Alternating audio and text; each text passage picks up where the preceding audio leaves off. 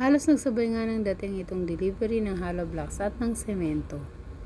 Nauna ang hollow blocks kaya walang nagawa itong semento kundi maghintay. Sabi ko nga sa kanila, relax lang muna kayo dyan. Kung gusto nyo naman tagay muna kayo. Hindi daw pwede, bawal daw. Oo nga naman. Ayan ang semento sa labas, naghihintay. Habang itong mga pahinante ng hollow blocks nagre-ready na sa kanilang paglisan. Paglisan talaga, napakalalim naman ang Tagalog ko.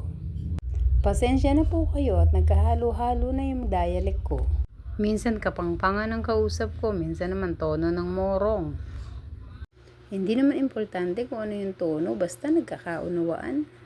Buti na nga lang at dumating kaagad itong semento kahit kanina ko lang ito in order.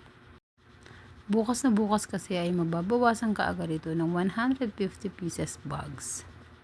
Kasabay ng 6 na elf na buhangin at 6 na elf na graba at iisang customer lang yan. Kaya siguradong ilang araw lang ubos na naman itong semento. Natatawa na nga lang itong mga ahente ko dahil parang ayaw kong maubos ang semento ko. Kasi naman nagkakapatong-patong yung mga bayarin ko.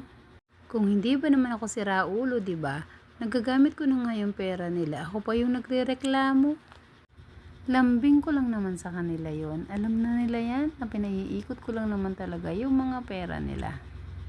Pera ng hollow blocks pinambayad sa semento, pera ng semento pinambayad ng buhangin, pera ng buhangin pinambayad sa mga hardware items. At ang pera ng hardware items, yun ang pinapaikot ko sa lahat-lahat dahil yun talaga ang pinakamatagal na terms. Yan ang sekreto ng pagpapaikot ng pera. Yan ang sekreto ng mga mayayamang negosyante. Dahil lahat ng mayayamang negosyante dyan din nagsimula sa pagpapaikot ng pera. Kailangan lang talaga ng diskarte at matinding pagtsatsaga.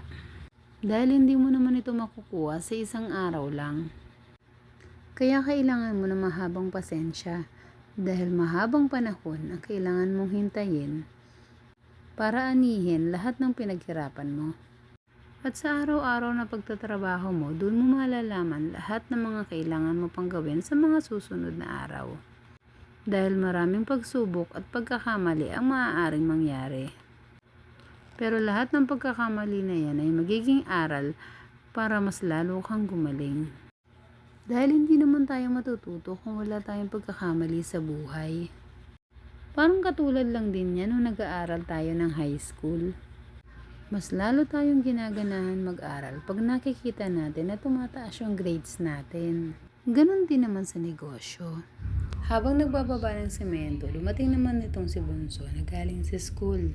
Sinalubong siya ni Milky na akala mo 1 taon silang hindi nagkita. Yan si Milky, sobrang mapagmahal na aso. Lahat kami ganyan niya salubungin. Kahit mga tendera ko, mga driver, kahit customer, ganyan niya kami sinasalubong. Please like and share.